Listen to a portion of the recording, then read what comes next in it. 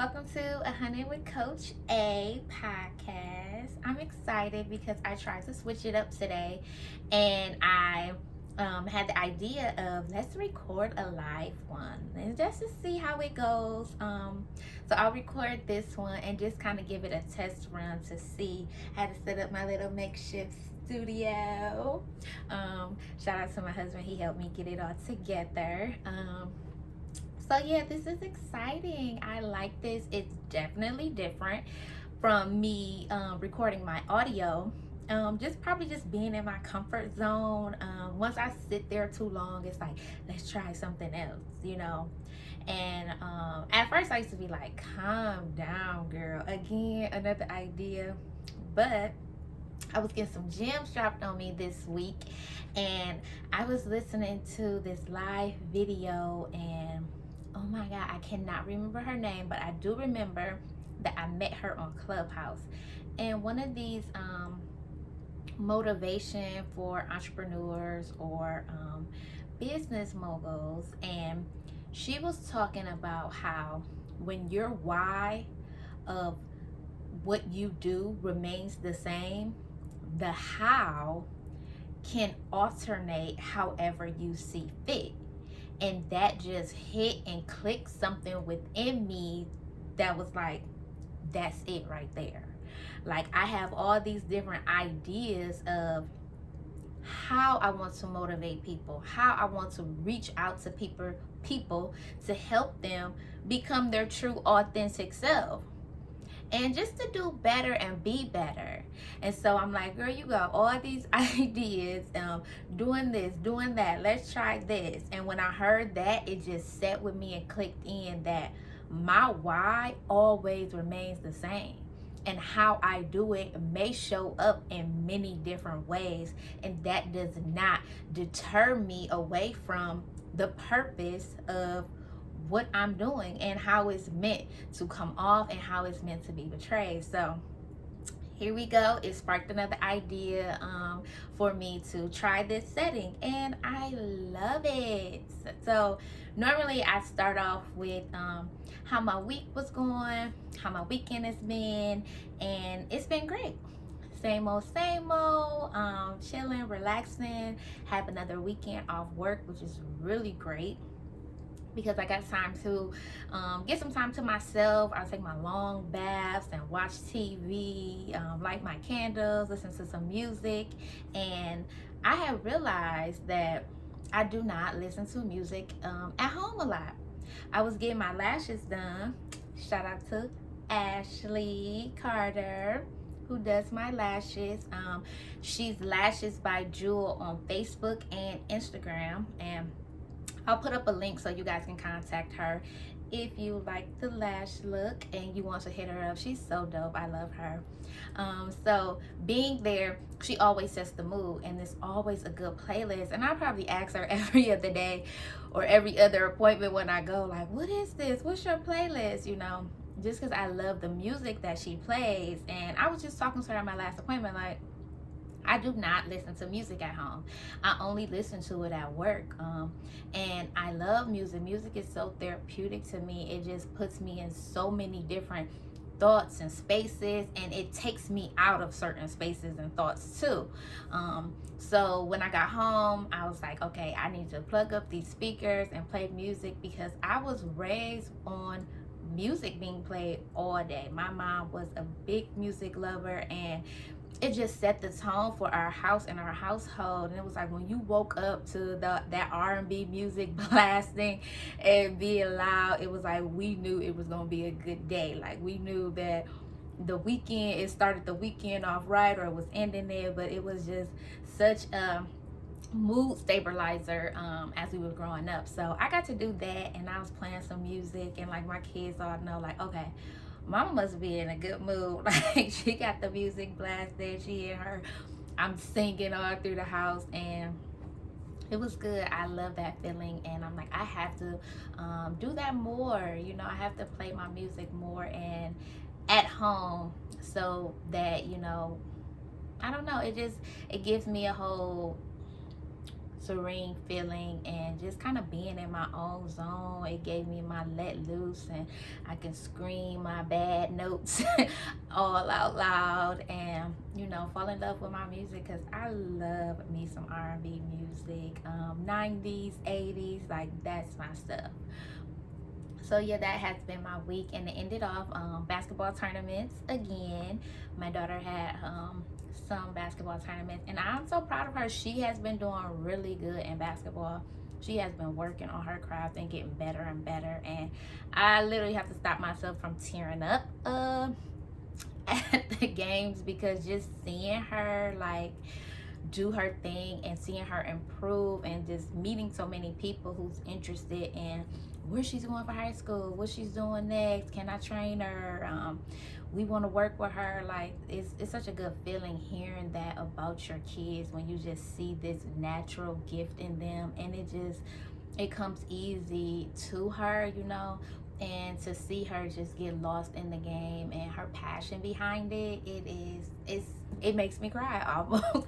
I'm trying to stop crying every game and be that mom, but I just love watching the games and just the energy behind it. So that was good, and I am definitely looking forward to the NFC and AFC championship games. This is going to be a good weekend for football, so I can't wait to see those games. I'm so ready to see who's gonna make it. This is when football gets so serious that this is the make or break time. And as much as I might think like certain teams gonna come out on top, because I always feel like the Kansas City Chiefs are they're taking it, they're going away, but you really don't know. Like the Bills this year, I feel like they're hungrier.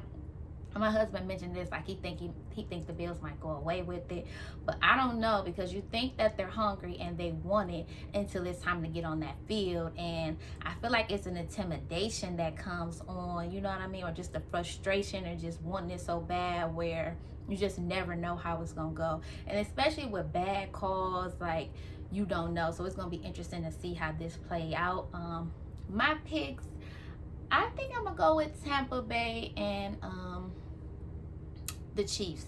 I feel like it's going to be a great rematch for Brady and Mahomes to get back together to see. And I feel like when Mahomes plays with Brady, it's some kind of intimidation there, where he doesn't really have really good games when he plays against Brady. So I'm hoping that they get to play back up this, and that'll be a good match to see, with this old head who's phenomenal and been phenomenal in football, and with the up and coming guy who's just, he showed it like throughout the past few seasons that he's coming up to be one of the better quarterbacks, just on how he plays and just his football IQ. Like he's dope. So that's interesting. We'll see how that goes. And so even like moving into like my topic for today, I like to just let it organically come to me. When I first started, I would take notes and try to write out what my topics were going to be, what was I going to talk about, and I felt like when I sat down to do it, it was so much up here, and I didn't want it to be like that. I wanted it to be together. I wanted it to be a note and flow in a certain pace, in a certain order, so that I was able to meet all the points that I wanted to. But when I watched it back or listened to it back, it was like something was just missing. It was that connection from here, and I always want to share stories and encourage and motivate people based on what flows through me, because there's a certain emotion that's tapped into when I can combine the two, of how it makes me feel, how it's coming across, how it played out in my life, and what information or what tools that I want to send out to other people to see. Think about this, or maybe this will affect you in this way because this how it affect me, or how can you relate, And so what's been coming up for me is perception. How are you being perceived by other people? how does that make you feel? And how are you living your life based on what other people think? And specifically in love and relationships. Because I feel like that's a big one. Talking to people and even talking to my husband about different stuff that we were seeing online, memes and stuff that might come up, like how we felt about it, like what do you think about this, And so the conversation came up as far as, me struggling in my past with how I was going to be perceived to others had I left the relationship, or had I continued with a relationship that I didn't really want to be in with others and with myself. And dealing with self-esteem and how that would be portrayed to other people. And starting with self-esteem, it was always something that when people who only knew the surface details of me, it was kind of like, oh, she got low lips. How? Like, you're so pretty. I don't understand how you don't think you're cute. And for a long time, I did not want people to know that I had low self-esteem. So, I was in denial. I had dealt with a lot of shame and a lot of guilt just because I was trying to be perceived by people in a way that totally wasn't true to myself and what I was going through at the time. So I wanted people to think, oh yeah, I'm happy, I got this together, I'm knocking out these goals, I know what I'm doing. And that was me outside the house, and inside the house, it was nothing like that. And because I'm such of an in my head person, I'm analyzing, I'm over analyzing, I'm going over stuff multiple times where this just seemed normal to me. And everything was based on emotion, not even logic. I couldn't even perceive the logical side of what was going on in my head. So having a conversation with somebody who's totally logic, and logic is the forefront of how they deal with everything. Talking to my husband about it, he was like, I just don't understand that. I don't understand how you can be stuck in a place of unhappiness with yourself and with others, but still want to show a different face to the world. And I'm like, I think it's just something that was just embedded in me as far as, and it could go deep as far as like childhood, where it's like, don't let nobody see you sweat. Other people should know that you're going through stuff or that you got problems, Long as you smiling and getting through it, that's all that matters. And that was my mindset. That's how I kept going. Like, you don't let other people see that you have a problem, fake it till you make it. And that mindset, you don't realize how much it takes a toll on you until you get to your breaking point. And it's like, okay, damn, what's next? Where can I go? So I'm down and I can't figure it out, and it's like, why? And that was the question. That was what started, because I never asked myself, why? Why does it matter, Anastasia? Why do you care about what people think about you? Why do you care if you go outside looking a certain way, what they're going to think about you? Why can't you wear your hair in a ponytail? Why can't you wear a scarf?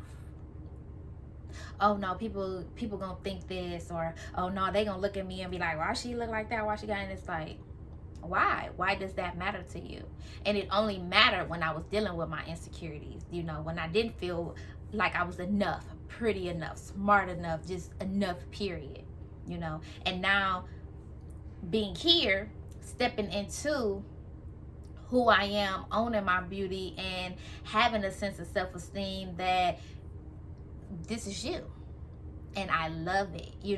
I love the ups, the downs, the flaws, everything that other people may have not perceived well. I love my imperfections enough now to where you can catch me outside looking any kind of way and I'm happy. Hey girl, how you doing? It's before, if my hair wasn't done, or I had a ponytail, or I'm clothes, I'm not matching, I'm mismatched, looking raggedy or whatever, I wouldn't even want to say I might see you and hurry up, try to turn away because I don't want you to see me. I don't even want to have to think about what you're thinking about me, you know. And that's just because it was the truth. I was dealing with my own insecurities. So that's just something to think about, as far as when we're so worried about how others are going to perceive us. That's a number one trigger to ask ourselves why, and keep asking yourself why until you can't get to any more whys, so where you get to the point of, okay, damn, that is it, you know what I mean? Like, maybe that's where it's from, you know. Why does it make you mad?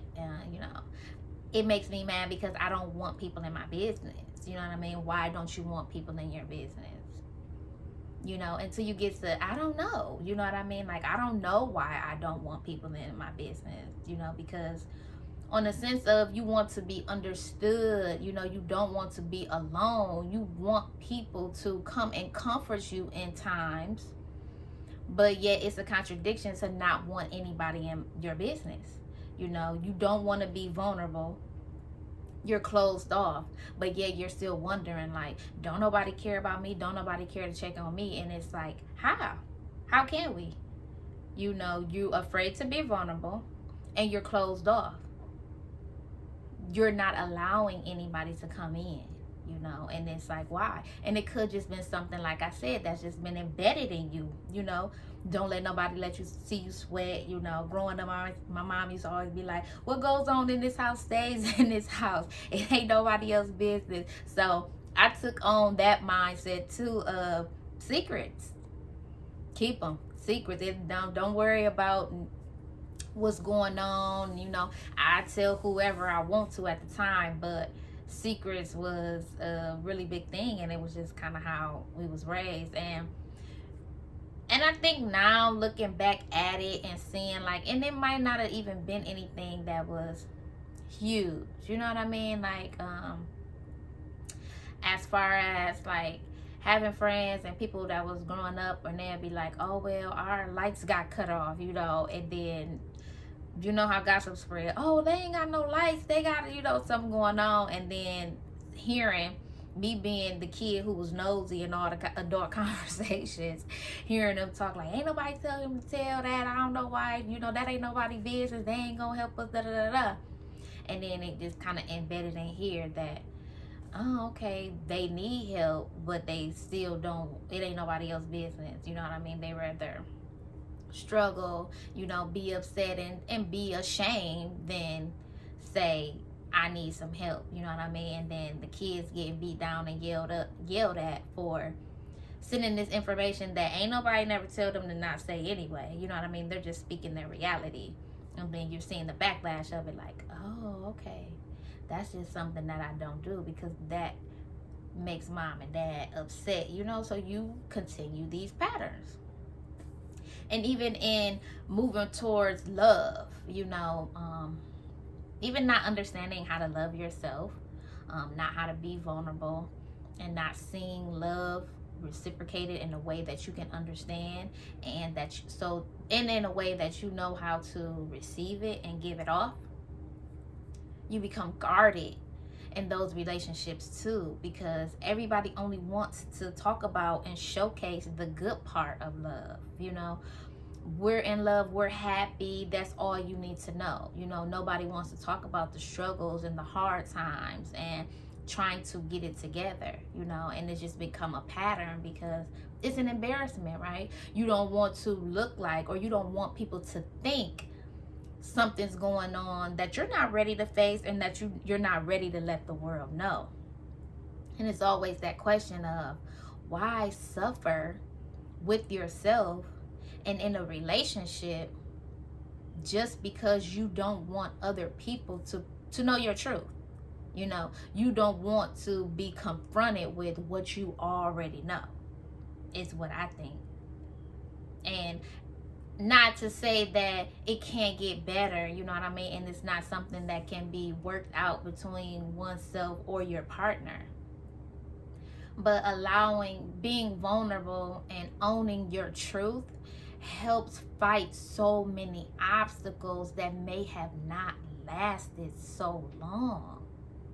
And number one, because we're not putting ourselves first. Worried about how we're going to be perceived to other people is neglecting yourself first, because now we can't sit in our truth. We cannot be honest with ourselves, and if we're not honest with ourselves, we're not honest with nobody else. And in return, we get dishonesty from other people, because you're a straight reflection of how other people are going to treat you. And that's the honest truth. So that's just something that was just brought to my attention, and that I wanted to be able to talk about today was perception, and how other people perceive us is, number one, neglecting ourselves and our truth.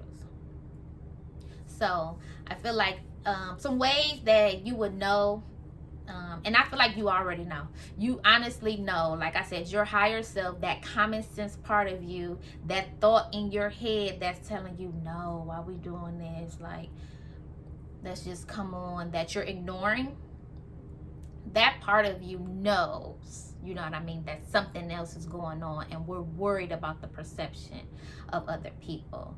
But ignoring that and drowning that out with different stuff that doesn't matter, either more toxic people, situations, habits, that's drowning out that voice in our head, that's the truth, that's telling us what to do. It'll just pop up in other ways, you know what I mean? We'll always feel attacked, right? Soon somebody say something, what you mean? You know what I mean? And that's just another way of, that's how you'll notice that I'm drowning out this voice that's telling me the truth and the common sense. I need to go inward more. Feeling neglected, like nobody understands me, nobody is here for me. I'm doing all of this by myself, and it kind of turns into the victim role, whereas everybody's doing this to me, don't nobody care, and trying to find out why, you know what I mean, and asking yourself why, it'll come back to you, you know what I mean. Why don't nobody care? Why is nobody there? Why are you feeling alone? You know what I mean? Why are you just saying, forget it, I'm just gonna go with whatever the situation is leading me, whatever is on the table right now, I'm not even gonna worry about nothing else. That's something that will come up when you're dealing with the perception of other people over your own inner voice.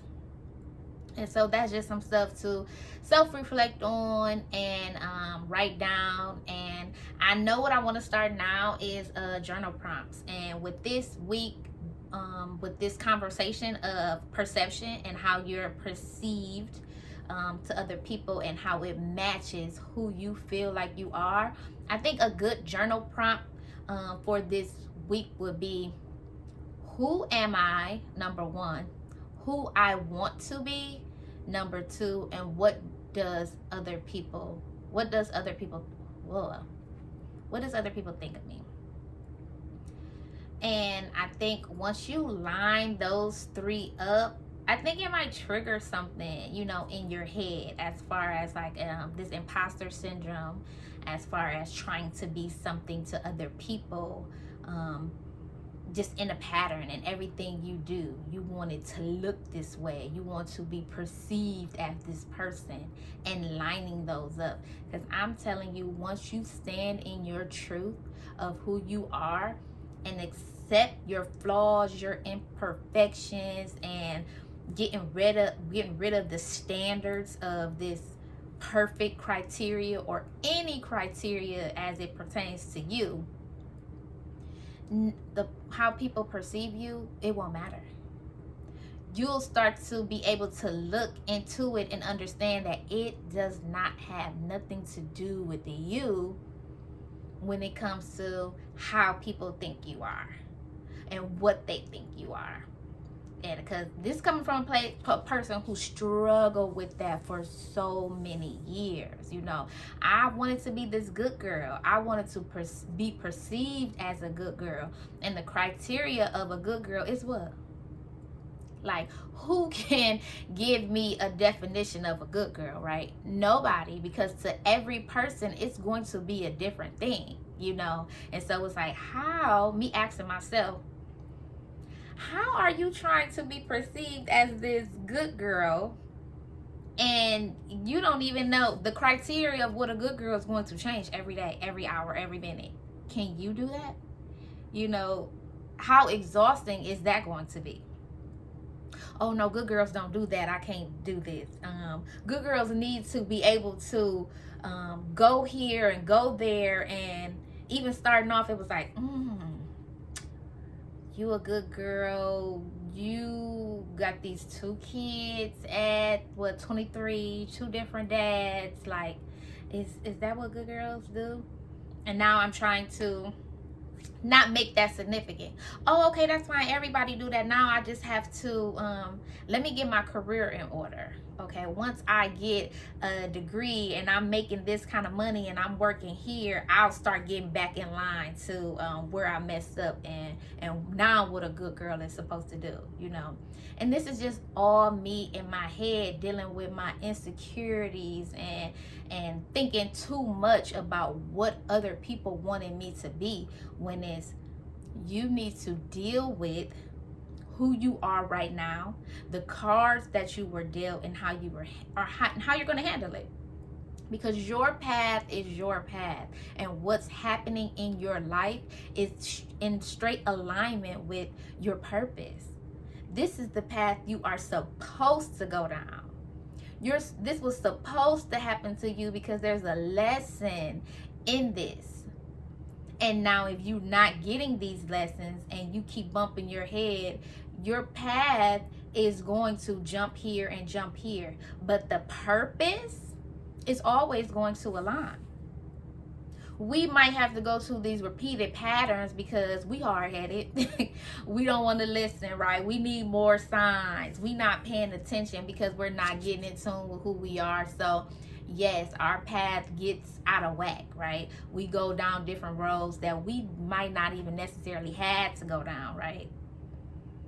But it's in the learning process, right? Like I always say that this is a journey, you know, the healing, the getting in tune with yourself, growing, prospering. It's all a journey. It never stops. Like, it's a continued process. So, you know, don't be too hard on yourself.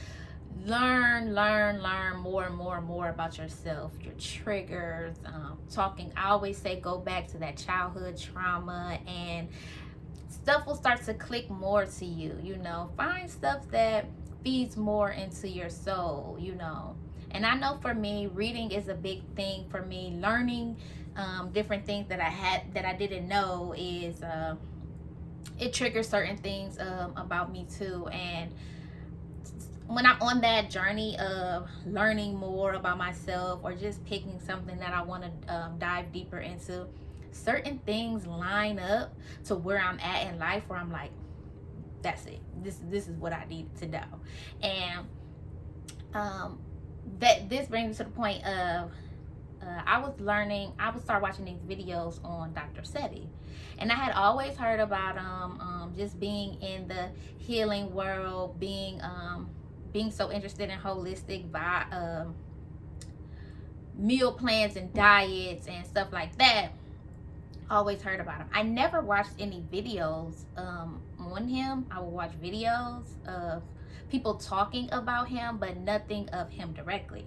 Now, last week, I had watched this video of this interview that he was doing.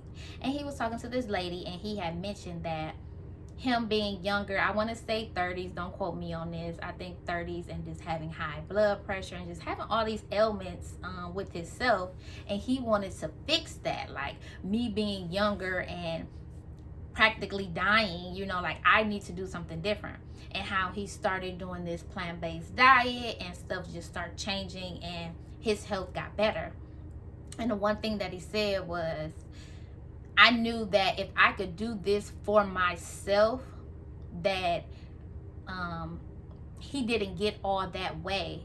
He didn't get that way for nothing. That it was something bigger, that was meant for him to have all that information and for him to get in better health, just learning by himself. And so he knew it was something that he had to spread with the world. And that was the one thing that clicked with me, because that is the one thing that I said to myself when I got out of my place of being in low self-esteem, denial, depression, just sad, and finding myself and learning more about my traumas and my trigger and how I responded to things. Talking to people, and I was like, I know I did not go through all of that, come out of that just for me. Like, there was a purpose. Like, I'm supposed to be spreading this to people. I'm supposed to be sharing my stories and connecting with people in hopes that I can help somebody else save themselves, So that's what tricked in me. I was like, that's the exact same thing that I was thinking when I started my healing journey back then. Like, okay, now how can I help other people? Because at first I didn't think that I was ever going to get out of that state of mind. I just felt like, this is it.